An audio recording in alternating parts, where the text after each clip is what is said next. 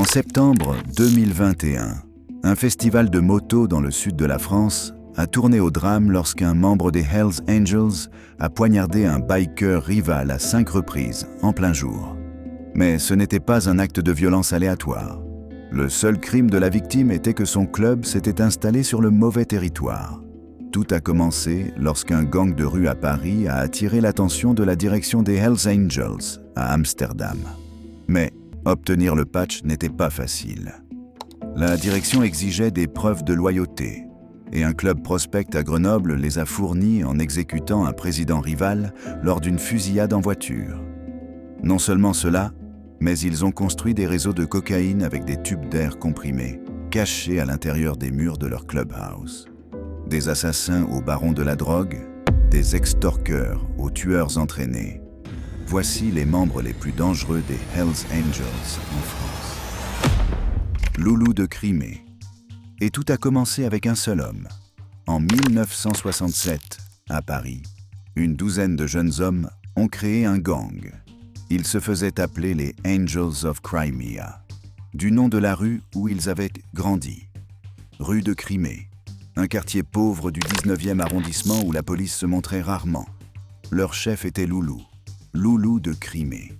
C'étaient des bagarreurs de rue sans clubhouse et sans argent. Juste un banc en bois où ils se retrouvaient chaque soir. La plupart se connaissaient depuis l'enfance. De l'autre côté de la ville, à Malakoff, un autre groupe se formait avec le même passé et la même obsession pour les motos. Les deux groupes ont fini par se rencontrer au Café Mabillon sur le boulevard Saint-Germain. Et en 1973, ils avaient fusionné en une seule équipe de 40 hommes sous le commandement de Loulou. Un photographe nommé Yann Morvan s'est immergé avec eux en 1975 et a été témoin de choses qu'il n'a jamais oubliées. Des batailles de rue avec 50 hommes brandissant des chaînes et des pioches. Des fusillades qui faisaient éclater le verre sur le pavé. Il a un jour assisté à une réunion entre gangs rivaux qui a sombré dans le chaos lorsqu'un homme a sorti une arme et tiré 2 fois. Un homme s'est jeté sur Morvan avec un gourdin en bois et il a à peine échappé à la mort. C'était la scène biker parisienne dans les années 1970. Brutale et sans loi. Mais Loulou avait des plans plus ambitieux. En Hollande, un homme nommé Big Willem venait de recevoir une reconnaissance officielle de Californie, faisant de son chapitre d'Amsterdam l'organisation biker la plus puissante d'Europe. Et ils avaient les yeux tournés vers la France. À la fin des années 1970, Loulou a reçu un ordre d'Amsterdam et des États-Unis. Nettoyer Paris. Le problème était simple. Trop de groupes non autorisés portèrent le Death Head. Et trop d'imposteurs se faisaient appeler Hells Angels, sans l'avoir mérité. La mission de Loulou était de les éliminer. Pendant 2 à 3 ans, il a traqué chaque faux patch et chaque motard non autorisé dans la ville. Loulou et ses gars traquèrent ces types, a déclaré Philo, un membre parisien qui a documenté cette époque. Lorsqu'il eut terminé, un seul groupe restait debout à Paris, le sien.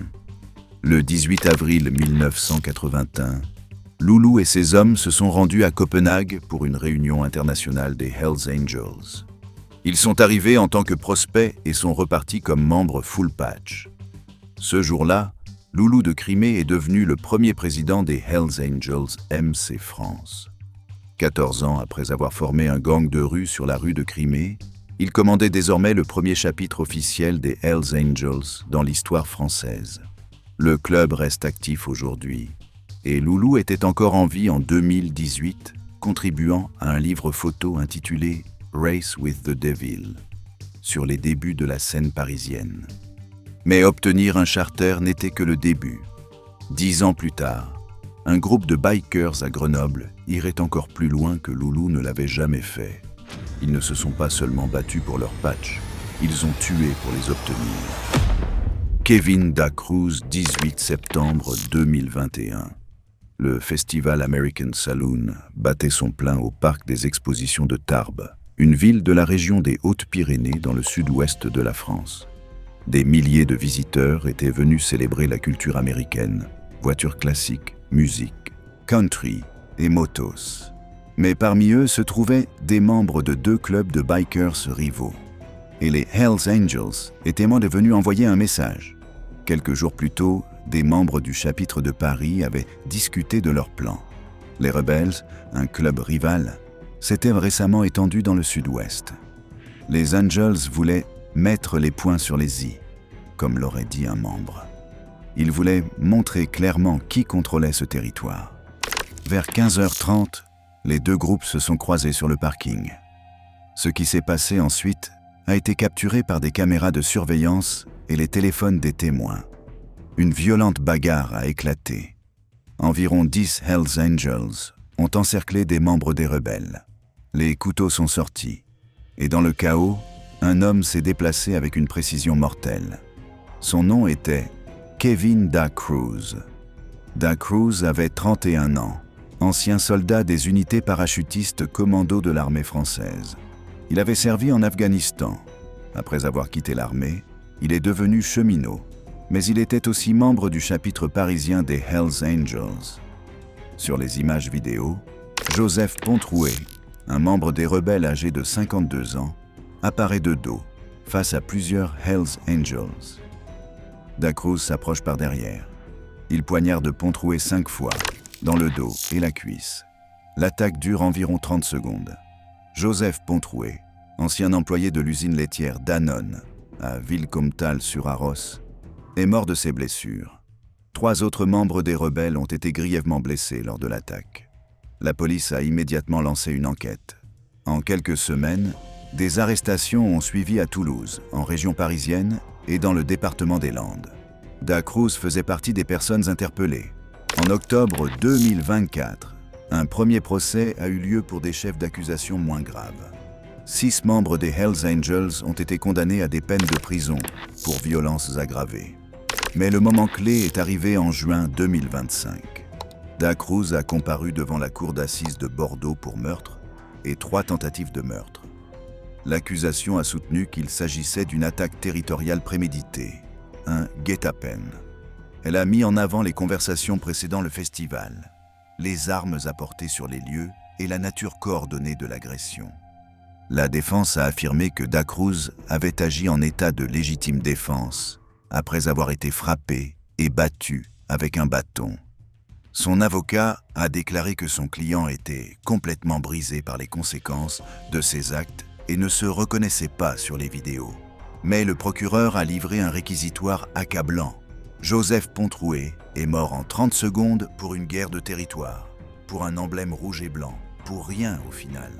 Pendant ces 30 secondes, Kevin Da Cruz est l'ange de la mort.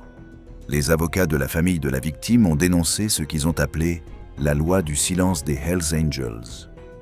Tout au long du procès, les membres du club ont refusé de coopérer avec les enquêteurs.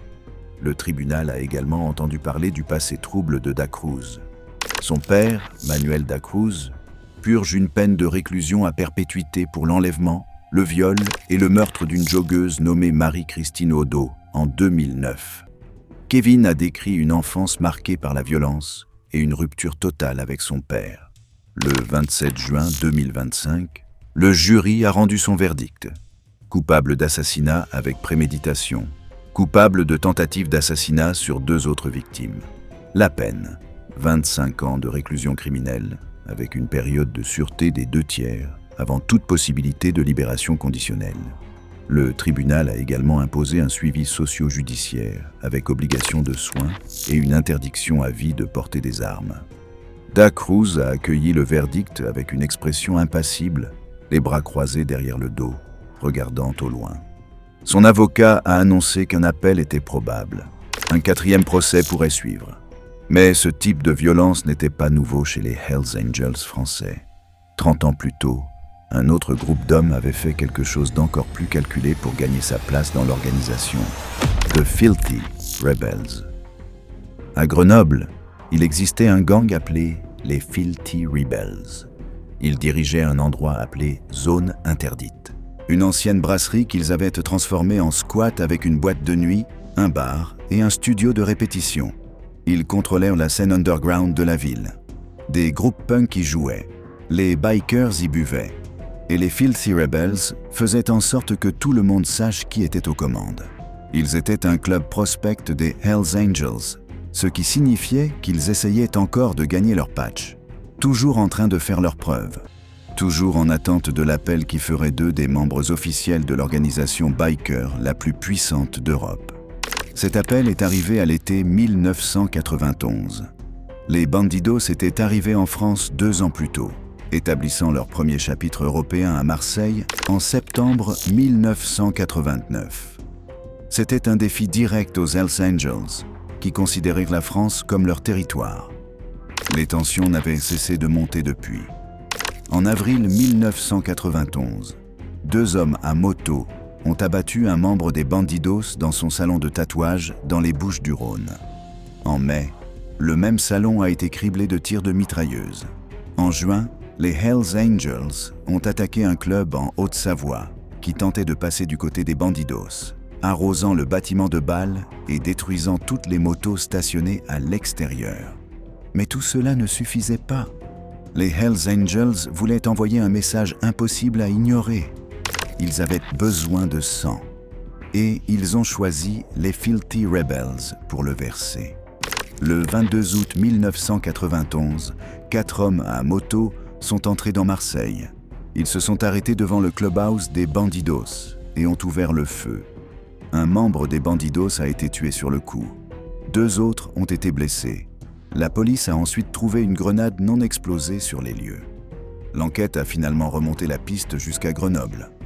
Les tireurs étaient des membres des Filthy Rebels, soutenus par un autre affilié des Hells Angels, appelé les Buccaneers de Fréjus et Toulon. 16 jours plus tard, le 7 septembre 1991, les Filthy Rebels ont reçu leur récompense. Ils ont obtenu leur patch complet des Hells Angels. Le club prospect de Grenoble était désormais un chapitre officiel. Ils avaient gagné leur place avec un meurtre. Mais les Bandidos n'allaient pas laisser passer cela. Le 7 décembre 1991, quelqu'un a placé un engin explosif à l'entrée du clubhouse des Hells Angels à Grenoble. La bombe a explosé et a grièvement blessé un organisateur de concert qui se trouvait dans le bâtiment, le laissant avec de graves blessures au dos et aux jambes. Le chapitre ne s'en est jamais remis. En février 1992, la police a arrêté toute l'équipe des Filthy Rebels, ainsi que leurs complices des Buccaneers et un membre senior du chapitre de Paris. Un informateur au sein des Buccaneers les avait dénoncés. Le chapitre de Grenoble a finalement été dissous.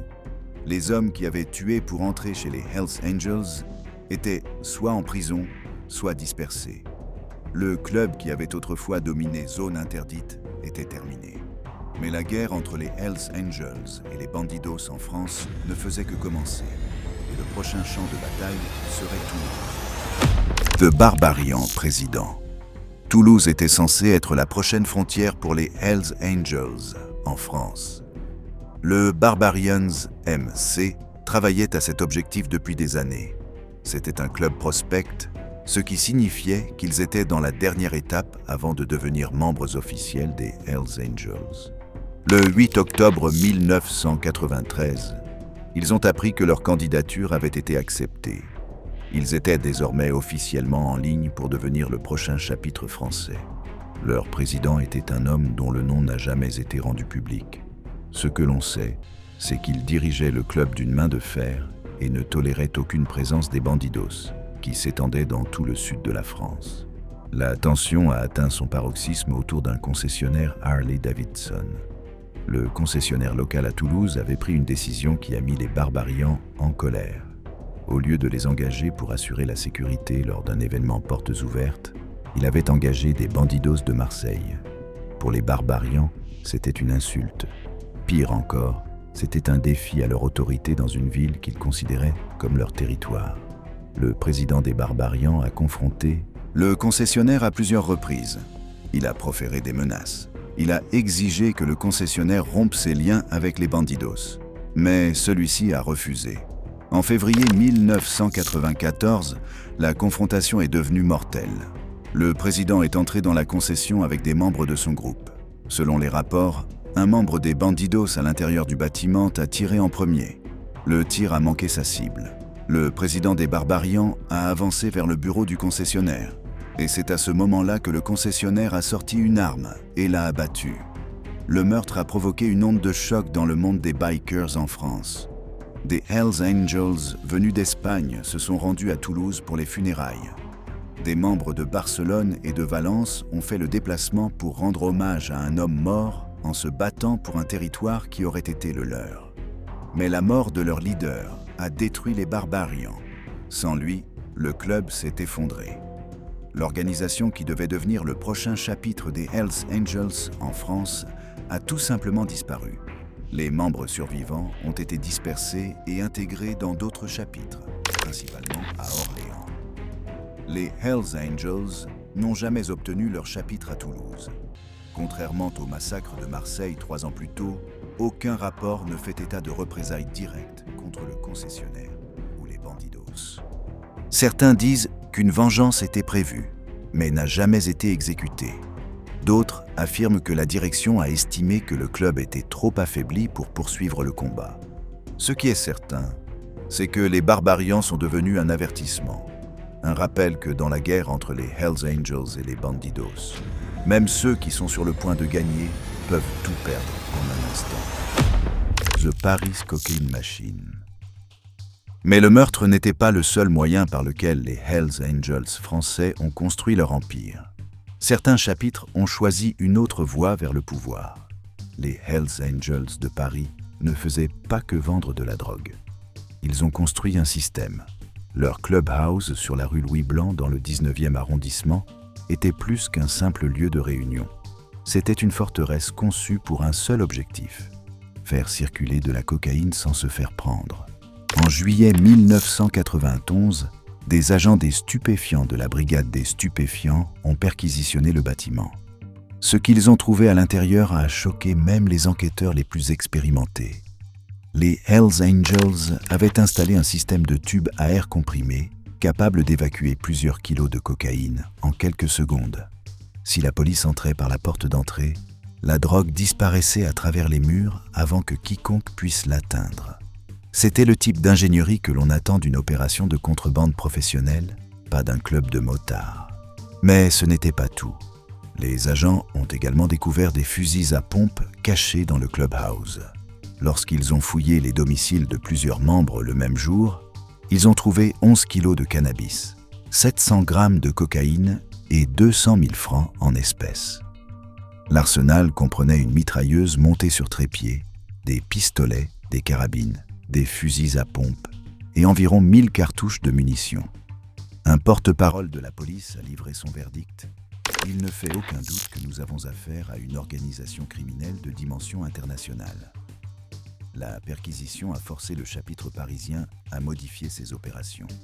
Selon les analystes du renseignement français, les Hells Angels sont devenus plus prudents après 1991. Ils ont commencé à externaliser leur trafic de drogue vers des clubs de soutien et des affiliés, gardant le chapitre principal à distance du trafic réel. Mais ils ne se sont jamais arrêtés. En février 2005, 2 membres ont été arrêtés pour trafic de cocaïne à Dax, dans la région des Landes, dans le sud-ouest de la France. L'enquête qui a suivi a conduit la police jusqu'au sommet de l'organisation. En décembre 2005, la brigade des stupéfiants a perquisitionné un local à Aubervilliers, une banlieue au nord de Paris.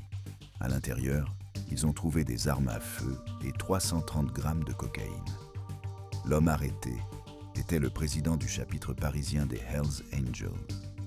Les accusations: trafic de cocaïne. 6 ans plus tard, une autre enquête a commencé. Celle-ci prendrait 2 ans à être finalisée.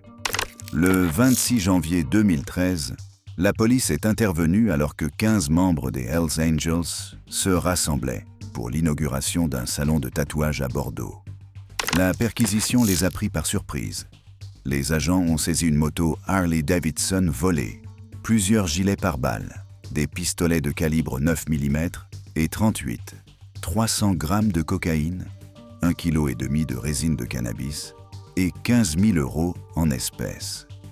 Plusieurs motos et une voiture de luxe ont également été confisquées en tant que produit du crime. Les accusés comprenaient des membres full patch, des prospects et des hangar-mound issus des chapitres de Paris et d'Orléans. En novembre 2015, 12 d'entre eux ont été jugés devant le tribunal correctionnel de Bordeaux. Des tubes à air comprimés de 1991 aux arrestations de Bordeaux en 2013. Le schéma est resté le même. Le chapitre de Paris n'a jamais été seulement une question de moto. C'était un business. Et la cocaïne était le produit. Mais la drogue n'était pas la seule source de revenus. Dans l'est de la France, un autre chapitre avait trouvé une autre manière de gagner de l'argent. The Colmar extorsionniste. Le chapitre de Colmar se situe en Alsace, près des frontières allemandes et suisses. Pendant des années, ils ont opéré dans l'ombre. Puis ils ont commis une erreur. En avril 2011, un salon de moto devait avoir lieu dans la ville de Colmar. L'événement se tenait traditionnellement à Münster. Mais cette année-là, l'organisateur l'a déplacé vers un nouveau lieu. Il n'a pas demandé la permission aux Hells Angels locaux. C'était un problème. Des membres du chapitre de Colmar ont approché l'organisateur. Ils ont clairement fait comprendre qu'aucun événement moto ne pouvait se dérouler sur leur territoire sans leur approbation. Les menaces ont escaladé jusqu'à des menaces de mort. L'organisateur, craignant pour sa vie, a accepté de les laisser participer au salon. Cette décision lui a sauvé la vie. Elle a aussi donné à la police son opportunité. Le 8 mai 2011, 3 membres des Hells Angels de Colmar ont été arrêtés et placés en détention. Les accusations comprenaient association de malfaiteurs en vue d'extorsion, menace de mort et possession d'armes et de stupéfiants. Parmi les personnes arrêtées figurait le président du chapitre lui-même. Certains suspects avaient la nationalité italienne ou suisse. D'autres étaient déjà connus de la police pour trafic d'armes et braquage à main armée. Le président et son adjoint ont finalement été condamnés. Tous deux ont reçu des peines de prison pour tentative d'extorsion envers l'organisateur du salon de moto. Mais les problèmes du chapitre de Colmar ne se sont pas arrêtés là. 3 ans plus tard, la police a installé des dispositifs d'écoute dans le clubhouse de Colmar, dans le cadre d'une enquête sur les stupéfiants. Ce qu'ils ont enregistré allait bien au-delà de la drogue. Les écoutes ont capté des membres discutant d'un plan visant à attaquer leur ancien président. Il avait été expulsé du club dans ce que les Hells Angels appellent une situation de bad standing. La raison officielle était qu'il avait battu sa partenaire. Selon les règles du club, les membres expulsés doivent enlever leur tatouage Hells Angels et rembourser toutes leurs dettes envers l'organisation. L'ancien président devait 22 000 €. Les enregistrements ont révélé que 4 membres planifiaient ce qu'ils appelaient une expédition punitive contre leur ancien chef. S'ils ne pouvaient pas le faire eux-mêmes, ils envisageaient d'engager 2 hommes libanais pour s'en charger. En octobre 2017, ces 4 membres ont été jugés à Nancy. Le tribunal les a déclarés coupables. Chacun a reçu une peine d'1 an de prison. Le schéma s'est poursuivi. En mai 2024, la police est intervenue à nouveau. Des gendarmes de la section de recherche de Strasbourg, appuyés par des unités tactiques du GIGN de Dijon, ont arrêté 5 membres des Hells Angels dans toute la région. Des perquisitions ont eu lieu à Valdoie, Ensisheim et La Baroche. Les 5 suspects appartenaient au chapitre de Colmar. Les accusations, extorsion de commerçants locaux dans la région de Soultz au Rhin et possession illégale d'armes. La police a saisi environ 10 armes de poing et fusils, ainsi qu'une petite quantité de cocaïne. En juin 2024, un tribunal de Colmar a condamné les 5. Les peines allaient de 4 mois avec sursis à 18 mois de prison, dont 1 an ferme. Du racket du salon moto en 2011 à l'extorsion des commerçants en 2024, le chapitre de Colmar a suivi le même mode opératoire. Contrôler le territoire, prélever le tribut, punir quiconque résiste. Et ils n'étaient même pas les seuls à utiliser ce type de système. Dans le sud, un autre chapitre avait perfectionné ce modèle. 2. Nimes Tattoo Racket. Le chapitre de Nîmes a commencé comme un club de moto local appelé les Crazy Jokers. En 2006, ils ont reçu une reconnaissance officielle des Hells Angels et sont devenus un chapitre à part entière.